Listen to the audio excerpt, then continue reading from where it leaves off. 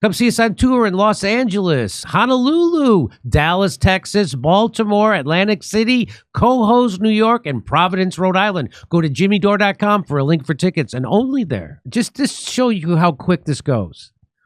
This is the Telegraph, and they say Assad loyalists attack new Syrian regime in first major retaliation, killing 14 police officers. So they're saying that they already have a police force. They have an academy. They've got police officers. Do you see how they report this? So Assad loyalists are attacking and killing police officers. Isn't that amazing? Here's how they report it. 14 members of the Syrian police have been killed in an ambush by forces loyal to the ousted regime of Bashar al-Assad. The officers died in the Tartus countryside in the west of the country, the transitional administration said earlier on Thursday, in the first major retaliation against the new rulers. Mohammed Abdel-Rahman, Syria's new interior minister, said on Telegram that 10 police officers were also wounded by what he called remnants of the Assad government in Tartus, vying to crack down on anyone who dares to undermine Syria's security or endanger the lives of its citizens. Really? Reports have said police were attempting to arrest a former Assad official who was accused of issuing execution orders against prisoners, as opposed to the Al-Qaeda, who protect all those prisoners. Remember this guy? Was this the former Assad official? Was this the guy? Remember that guy? It was another official that they managed to capture. And there are no courts. All the judges have been suspended, so they're doing summary executions. So this guy and his men fought to the finish, and he's accused of handing down execution orders at the Sednaya prison. But there's no court. There's no process. That guy, though, he just had a one of the weirdest 15 minutes of fame ever. Now he's got to go back to doing his own manicures in the real world. Syria's forces launched an operation on Thursday in response to the attack. The operation has already succeeded in neutralizing a certain number of armed men loyal to Assad. The Syrian Observatory for Human Rights Monitor has reported several arrests in connection with Wednesday's clashes. Well, it's a good thing they have a lot of empty cells to fill.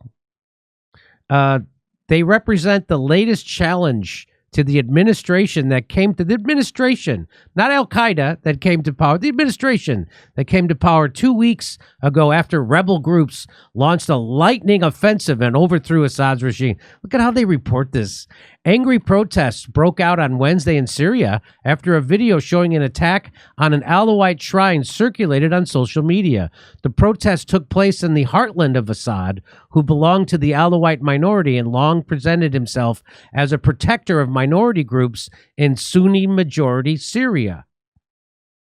The protests are the largest part of the Alawites since since Assad's fall earlier this month, and come a day after hundreds of Syrians protested in the capital Damascus against the burning of a Christmas tree. So what they don't tell you is the people who are now in control of Syria are slaughtering these people, as Max was saying earlier, over a Christmas tree. Syria's new Islamist rulers have sought to assure religious and ethnic minorities that their rights will be upheld. They're upholding them by slaughtering them, Max? Is that what's happening? I mean, you have the leadership being managed by NATO and the United States doing all they can to try to tamp down on these sectarian tensions. But then you have their followers, their goon squads, literal death squads that ravaged Syria for years, rampaged into religious minority communities, slaughtering people, forcing them to start their own militias. And they're on the loose now, including people from thousands of miles away, people from France. There's been video of French-speaking jihadists parading through Latakia, an Alawite majority heavy region. People speaking like dozens of different languages. And Mohammed al-Jolani, the unelected leader of Syria's new junta, has said that he will make them all citizens. So there's a real crisis brewing. I think, the amount of Western support that's going to come in for the Al-Qaeda in suits administration might be strong enough to prevent it from tearing Syria apart. From tearing what's left of Syria apart.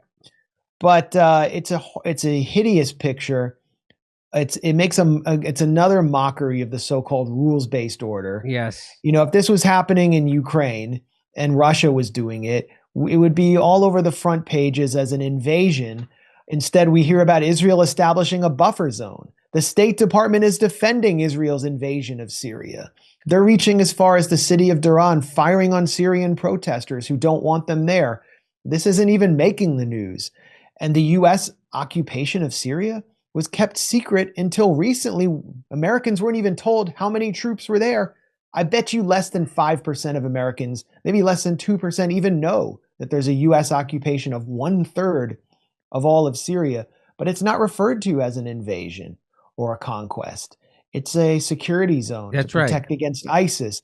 So the all of the concepts of state sovereignty and the UN Charter, which forbids everything that is happening to Syria, has been flipped upside down, and all we hear about is the joy of an authoritarian dictator being overthrown. But we're not seeing democracy replace him. We're seeing 1,000 dictators replace him. That's right. And people who attacked us on 9/11. The organization that killed 3,000 Americans on 9/11 is now holding meetings with top State Department and UK Foreign Office officials and receiving promises of support. And I just, how can you be an American and not be disgusted by that? And Hamas never attacked America. What do they get? They get genocide. They get siege. Hezbollah never came to the U.S. and bombed one of our buildings and hijacked airplanes to destroy symbols of the New York skyline. What does Hezbollah get? Hezbollah gets an unlimited supply of 2,000-pound U.S.-made bombs dropped on not just their military installations, but cities where their supporters live. It shouldn't make sense to Americans unless they understand how cynical and sick and sadistic the national security state that controls this country from behind the curtains truly is. And they only know what they're told. I'm talking about the American people, the people I meet in comedy clubs, the people I meet in Hollywood parties, they only know what they're told from the TV news or the New York Times or Jeff Bezos. And they're not telling them what's actually happening. They're telling them that the good guys got rid of the bad guys and that we're the good guys. That's what they're telling them. And it's great. And Israel's creating a buffer zone instead of illegally occupying another country and shooting their people. Guy who committed all these chemical attacks. And he's gone now. Okay, the country's yours. He just ran away on a flight to Moscow. The army disappeared. Go find the chemical weapons. Where are they? Have you found them yet? Or maybe you haven't had time to get the white helmets in there to plant them. Yeah. Where is it? But it's just the contempt for the American public it's just so naked. Like, look at we stopped hearing about drones suddenly. There were swarms of unusual drones over New Jersey. We saw them in Maryland, in parts of Virginia. And now suddenly we're not hearing about the drones anymore. And we're just left to wait until the investigators figure it out. And no one will tell the American public what is being done to them by their own national security state. It was obviously something related to the U.S. military and some secret weapons program. They don't even feel that compelled to even come up with an excuse for the American public. They're just like, you guys will just figure out about it later. And well, we terrorized you for a few weeks. We might have crashed into a commercial passenger plane. We narrowly avoided that, but we'll let you know later. You don't need to know about these sorts of things. You don't need to know what we're doing in Northeast Syria. And those of you who ask too many questions, like Jimmy Dore or the gray zone, we're going to send our counter disinformation researchers to get you suppressed on all social media and call you Russian puppets and Iranian puppets. And maybe we'll have the FBI show up at your door while we're at it. And, what happened to all the leftists and some of the pro-Palestine influencers who were attacking us, Jimmy, over the years for opposing regime change in Syria, because we knew it would lead to exactly this, the recolonization of Syria and the expansion of greater Israel and the rise of al-Qaeda. We knew it would be terrible. We're vindicated. We're still getting attacked. It's like no one will accept reality. I was trying to explain. I was just at a Christmas party with Academy Award-winning directors and all kinds of people, and I was trying to explain to them what's actually going on in Syria, and they just could not. There was no way they were going to believe it or be able to wrap their mind around it. They just cannot get around, like, wait a minute, we're the bad guys, we're the terrorists, we keep doing this, we did this, the same thing in Iraq is the same thing in Libya, is the same thing in Afghanistan, is the same thing in Syria, is the same thing in Ukraine, is the same thing in Yemen and Sudan and Somalia. Yes, it's the same thing. Yes, and the CIA controls your whole industry. I mean, who won an Academy Award in 2017, was it? The White Helmets. And who just basically Al-Qaeda won an Academy Award. That's right. And they just won another they just gave another Academy Award to the people who were lying about the Maidan coup. Yeah. I missed that. Oh, okay. Yeah. Do you think like Americans are just rushing out to see these documentaries and that they really care about this stuff? Like, no, it's just being imposed on us by the creators of our reality. The CIA maintains an entire division in Hollywood of former Hollywood executives, and it sends its agents to meet with them.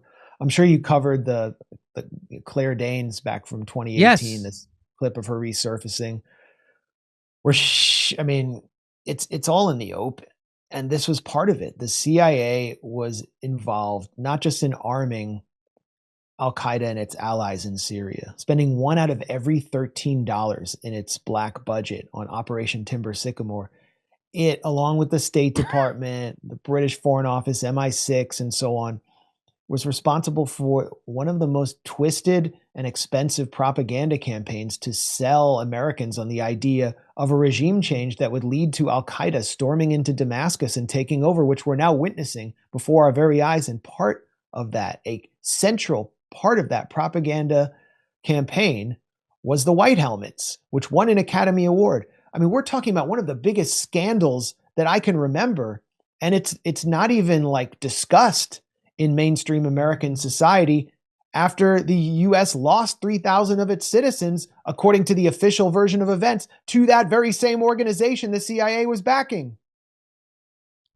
I mean, it's crazy. I know it's crazy, and all my old friends in Hollywood think I'm crazy. And why can't I just go along? It's not kidding. Come see us on tour in Los Angeles, Honolulu, Dallas, Texas, Baltimore, Atlantic City, Cohoes, New York, and Providence, Rhode Island. Go to jimmydore.com for a link for tickets, and only there.